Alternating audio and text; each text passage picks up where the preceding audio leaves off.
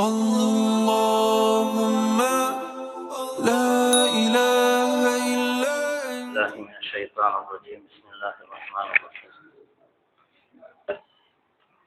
கண்ணியத்திற்குரியவர்களே, அல்லாஹ்வுடைய திருநாமங்களில் ஒன்று அல் வக்கீல், பொறுப்பாளன். மக்களுடைய எல்லா பிரச்சனைகளுக்கும் அவன் பொறுப்பாளனாக இருக்கிறான். நம்முடைய எத்தனை பிரச்சனைகள் இருக்கிறதோ, எத்தனை தேவைகள் இருக்கிறதோ, அத்துணையையும் அவன் மீது பொறுப்பு சாட்டி விடுவது.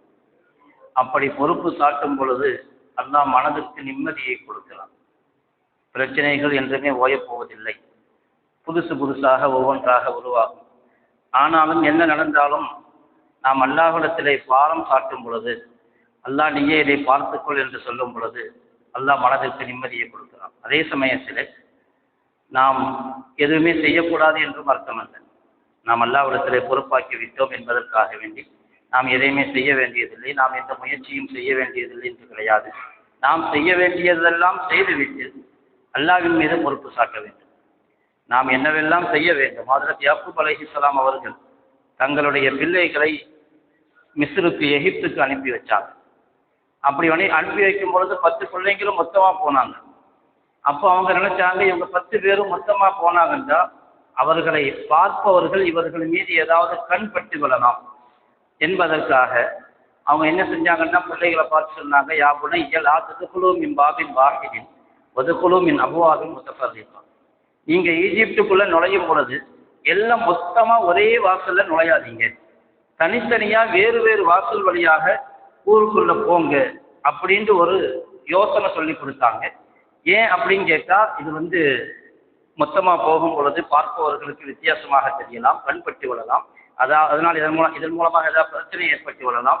அதற்கான ஏற்பாட்டை எல்லாம் செய்துவிட்டு சொன்னார்கள், யாக்கூப் அலைஹிஸ்ஸலாம் இன்னல் ஹுக்ம இல்லா லில்லாஹ். அல்லாஹ்வுக்குத்தான் தீர்வு செய்யக்கூடிய உரிமை இருக்கிறது. நான் அல்லாஹ்வின் மீதே நம்பிக்கையை வைத்துக் கொள்ள வேண்டும். தவக்குல் அல்லாஹ்வின் மீது. அவர்கள் செய்வதையெல்லாம் செஞ்சு முடித்தாங்க, ஆனால் அல்லாஹ்வின் மீது தவக்குல் வைத்தார்கள்.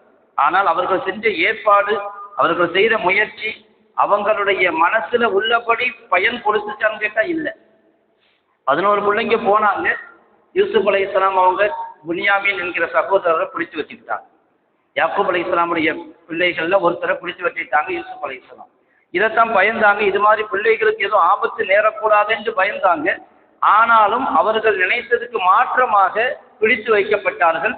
பிடித்து வைக்கப்பட்டதும் கூட யாக்கூப் அலைஹிஸ்ஸலாத்தை பொறுத்தவரையிலும் ஒரு சோதனையாக இருக்கலாம். ஆனால் உண்மையிலேயே அது சோதனை இல்லை, அது அவர்களுக்கு லாபமாகத்தான் அமைஞ்சிச்சு. அப்படின்னா நம்ம செய்யக்கூடியதெல்லாம் செஞ்சுட்டு அல்லாஹ்வின் மீது பாரத்தை போடும் பொழுது நாம நினைச்சது நடக்காட்டி கூட அல்லாஹ் அதுல கயிறு வச்சிருக்கோம். புன்யாமீனை பிடிச்சி வச்சதுனால யாருக்கு நஷ்டம்? யாக்கூப் அலைஹிஸ்ஸலாம் நினைச்சாங்க, ஆகா என்னுடைய 2வது பிள்ளையும் போயிட்டானேன்னு கவலைப்பட்டாங்க. ஆனா அதுக்கு பிறகு அல்லாஹ் தஆலா எல்லாத்தையும் ஒன்று சேர்த்தான். அல்லாஹ் தன் புறத்திலிருந்து அதற்கான ஏற்பாடுகளை செஞ்சு எல்லா பிள்ளைகளையும், இதை அன்றே நம்ம சொன்னோம், குடும்பத்தை எல்லாம் ஒன்று சேர்த்தான். ஆனா யாக்கூப் அலைஹிஸ்ஸலாம் செஞ்சதையெல்லாம் செஞ்சுட்டு அல்லாஹ் மீது தவக்குல் வச்சாங்க. வெளிப்படையாக ஒரு நஷ்டம், அவர்களுடைய மனதில் வேதனை ஏற்பட்டுச்சு. ஆனாலும் அல்லாஹ் அதுல கயிறு வச்சிருந்தான். அதனால நாம் செய்ததெல்லாம் செஞ்ச பிறகு நமக்கு நினைத்ததுக்கு மாற்றமாக நடக்கும் பொழுது, ஆனா நம்ம இப்படி நினைச்சோமே, இப்படி நடந்துருச்சே அப்படின்னு நினைக்க வேண்டிய தேவையில்லை. என்ன நடந்தாலும் அல்லாஹ் அதில் கயிறு வைத்திருப்பான் என்கிற மன உணர்வு இருக்கிறது, அது மனதுக்கு நிம்மதியை தரும். இல்லை என்றால் பதஷ்டத்தை தான் கொடுத்து கொண்டிருக்கும். ஒரு சஹாபி கேட்டாங்க ஸல்லல்லாஹு அலைஹி வஸல்லம் அவங்கள்ட்ட, ஒட்டகத்தை கட்டி போடவா இல்லை அல்லாமே தவக்குல் வைக்கவான்னு கேட்டாங்க. கட்டி போடாம சும்மா வச்சுட்டு அல்லாமே தவக்குல் வச்சுக்கிட்டோமான்னு கேட்டாங்க. ஸல்லல்லாஹு அலைஹி வஸல்லம் சொன்னாங்க, இல்லை அகில்ஹா தவக்கல், முதல்ல ஒட்டகத்தை கட்டி போடுங்க, அப்புறம் அல்லாமே தவக்குல் வைங்க. அப்ப ஏற்பாடுகளை செய்யுங்க, அல்லாமே தவக்குல் வைங்க. அதுக்கு பிறகு என்ன நடந்தாலும் கவலைப்படாதீங்க. செய்ய வேண்டியதை செஞ்சுட்டு அல்லாஹ் மீது பாரத்தை போடுங்க. ஹதீஸ்ல பறவைகளுக்கு உணவளிப்பது போன்று அடியார்களுக்கு அல்லாஹ் உணவளிப்பான் என்று வருகிறது. ஸல்லல்லாஹு அலைஹி வஸல்லம் சொன்னாங்க, லவ் தவக்கல்தும் ஹக்க தவக்குலி, நீங்க அல்லாஹ் மேல எப்படி தவக்குல் வைக்கணுமோ அப்படி தவக்குல் வச்சிருந்தா பறவைகளுக்கு ஒவ்வொரு நாளும் உணவு கொடுப்பதை போன்று அல்லாஹ் உங்களுக்கும் உணவு கொடுப்பான். எப்படி? பறவை காலையில வயிறு காலியா போகுது, திரும்ப வரும்பொழுது வயிறு நிறைஞ்சு வருது, அப்படி உங்களுக்கு உணவு கொடுப்பான். அங்கேயும் கூட ஒரு முயற்சின்னு ஒன்று இருக்குது. பறவைகள் கூண்டுக்குள்ளே உட்கார்ந்துக்கிறது இல்லை, அது வெளியே கிளம்பி போகுது, அது ஒரு முயற்சி. அல்லாஹ் அதனுடைய வயிற்றை நிரப்புகிறான். வயிறு நிரம்பிய நிலையிலே மீண்டும் மாலையில் சேருகிறது. நீங்கள் தவக்குல் வையுங்கள், முயற்சி செய்யுங்கள். அல்லாஹ் தஆலா அதற்கான ஏற்பாடுகளை எப்படி வேண்டுமானாலும் செய்வான். அதனுடைய விளைவு எப்படி இருந்தாலும் நாம் நினைச்ச மாதிரி இல்லாவிட்டால் கூட அதை பற்றி சஞ்சலப்படாமல் மன அமைதியை எப்பொழுது நாம் வக்கீல் இடத்திலே ஒப்படைத்து விட்டோமோ, பொதுவாக உலகத்துல கோர்ட்ல வக்கீல்களை பார்த்துருப்போம், வக்கீல் இருப்பாங்க, ஒவ்வொரு கேஸுக்கும் ஒரு வக்கீலை பிடிப்பாங்க. இப்போ வக்கீலை பிடிச்சிட்டோம், அவருக்கு ஃபீஸை கொடுத்துட்டோம்னு பேசாம இருக்க மாட்டாங்க. ஒழுங்கா செயல்படுறாரா, என்ன செஞ்சாரு, என்ன ஏது, எப்ப சில சமயம் நம்மளை கூப்பிடுவாங்க, எல்லா ஏற்பாடும் செஞ்சுக்கிட்டு தான் இருப்பாரு, சும்மா இருக்க மாட்டார். அவர்கிட்ட ஒப்படைச்சிட்டோம், எல்லாத்தையும் அவர் பார்த்துக்குவாரு, நம்ம எதையுமே செய்ய தேவையில்லை, அதை கண்டுக்கவே தேவையில்லைன்னு யாரும் பொறுப்பு இல்லாம இருக்க மாட்டாங்க. பொறுப்பும் இருக்க வேண்டும். அல்லாஹ் அதிக விடவெல்லாம் ஆகப்பெரிய வக்கீல். உலகத்தில் உள்ள வக்கீல்கள் மாதிரி அல்லாஹ் கிடையாது. அல்லாஹ் எல்லா விஷயங்களுக்கும் பொறுப்பெடுத்துக் கொண்டவன், நியாயமானவன், நேர்மையானவன்.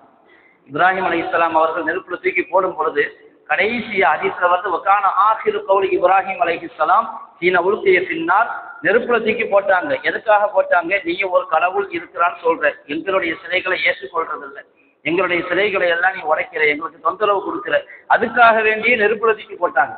ஆனா அந்த சமயத்துல மலக்குமார்கள்லாம் வந்தாங்க, உங்களுக்கு பாதுகாப்பு கொடுக்கவான்னு சொல்லிட்டாங்க. வேணாம் வேணாம் வேணாம், யார்கிட்டையும் பாதுகாப்பு கேட்டாங்க. இவ்வளவு இக்கட்டான ஒரு நிலை, ஒரு பெரிய நெருப்பு எரிகிறது, அதுல தூக்கி ஒருத்தரை போட போறாங்க அப்படின்னா அந்த சமயத்துல மனசு எவ்வளவு பதஷ்டப்படும். ஆனா இப்ராஹிம் அலைஹிஸ்ஸலாம் முழு அமைதியோடு இருந்தாங்க. எந்த பதஷ்டத்துக்கும் ஆளாகல, எந்த பதஷ்டத்துக்கும் ஆளாகல. மலக்குமார்கள் எல்லாம் வந்து கேட்கும் பொழுது கூட நீங்க எதுவுமே செய்ய தேவையில்லை, என்னுடைய ரப்பு என்னை பார்த்து கொண்டிருக்கிறான் அப்படின்னு முழுமையாக நம்பிக்கை வச்சாங்க. நெருப்புல தூக்கி போடும் பொழுது அவங்க சொன்ன வார்த்தை ஹஸ்பி அல்லாஹு வ நிஅமல் வக்கீல், எனக்கு அல்லாஹ் போதுமானவன், அவன்தான் பொறுப்பாளர்கள் சிறந்த வக்கீல், சிறந்த பொறுப்பாளர். கடைசியாக சொன்ன வார்த்தை இதுதான். அல்லாஹ் என்ன செஞ்சா, குல்நாயானா ரப்பூனி பர்தன் வஸலாமன் அலா இப்ராஹிம், நெருப்புக்கு அல்லாஹ் உத்தரவிட்டான், நெருப்பே நீ குளிர்ச்சியாகிவிடு, பர்தன் வஸலாமன் சலாமத்தாகவும் ஆக்கிவிடு. இப்ராஹிம் அலைஹிஸ்ஸலாத்துக்கு அல்லாஹ் தன்புறத்திலிருந்து ஏற்பாடு செய்தான். அல்லாஹ்விடத்தில் எல்லா பொறுப்பையும் ஒப்படைக்கும் பொழுது அல்லாஹு தஆலா தன்புறத்திலிருந்து ஒரு பெரிய ஏற்பாட்டை செய்து எந்த பிரச்சனையும் இல்லாமல் ஆக்கிறான். அதிலிருந்து வெளியே வந்தாங்க. அல்லாஹ் சொன்னாங்க, யா அல்லாஹ், நீ வானத்து உலகத்துல நீ ஒரே ஒரு அல்லாஹ் தான், ஒரே கடவுள் தான். இந்த பூமியில ஈமான் கொண்டாலும் நான் ஒரே ஒரு ஆள் தான், வேற யாருமே ஈமான் கொள்ளல. இப்ராஹிம் அலைஹிஸ்ஸலாம் சொல்லி தகப்பனார் ஈமான் கொள்ளல, குடும்பத்துக்காரங்க ஈமான் கொள்ளல, யாருமே ஈமான் கொள்ளல. அல்லாஹ்விடத்துல சொன்னாங்க, ரப்பே நீ காப்பாத்துன்னு அல்லாஹ்விடத்துல பொறுப்பு போட்டாங்க. நெருப்பிலிருந்து எந்த சஞ்சலமும் இல்லாம வெளியே வர்றாங்க. எந்த ஒரு சின்ன தூண்டல் கூட கிடையாது, சின்ன பொசுக்குதல் கூட, நெருப்பினுடைய எந்த இதுவும் இல்லை, அடையாளமும் இல்லை. இதை பார்த்தும் கூட அந்த மக்களையும் அனுப்பல. இதுதான் பெரிய ஆச்சரியம். உலகத்துல அல்லாஹ் தஆலா முஅஜிசாக்களை கொடுக்கிறான். இன்னைக்கு வரைக்கும் சரித்திரங்கள் உண்டு. இதெல்லாம் சும்மா வெறும் கதை அல்ல, இது ஒரு சரித்திரம், இது உண்மையான சரித்திரம். குர்ஆனில் மட்டுமல்ல, பல வேதங்களிலும் இது சொல்லப்பட்டிருக்கிறது. அப்படிப்பட்ட சரித்திரம். அதையெல்லாம் பார்த்துட்டு யாரும் ஈமான் கொள்ளல, ஒரே ஒரு நபரை தவிர லூத் அலைஹிஸ்ஸலாம் மட்டும் ஈமான் பண்ணாங்க. அல்லாஹ் சொல்லுவான் குர்ஆன்ல, ஃபஆமன லஹு லூத், லூத் அலைஹிஸ்ஸலாம் மட்டும்தான் ஈமான் கொண்டாங்க. அவங்களும் பிறகு நபியாக ஆனாங்க. அதனால அல்லாஹ் மீது பொறுப்பு சாட்டும் பொழுது அல்லாஹ் அதை பார்த்து சொல்வான். பிரச்சனைகள் வரலாம், கவலைகள் வரலாம், துக்கங்கள் வரலாம்.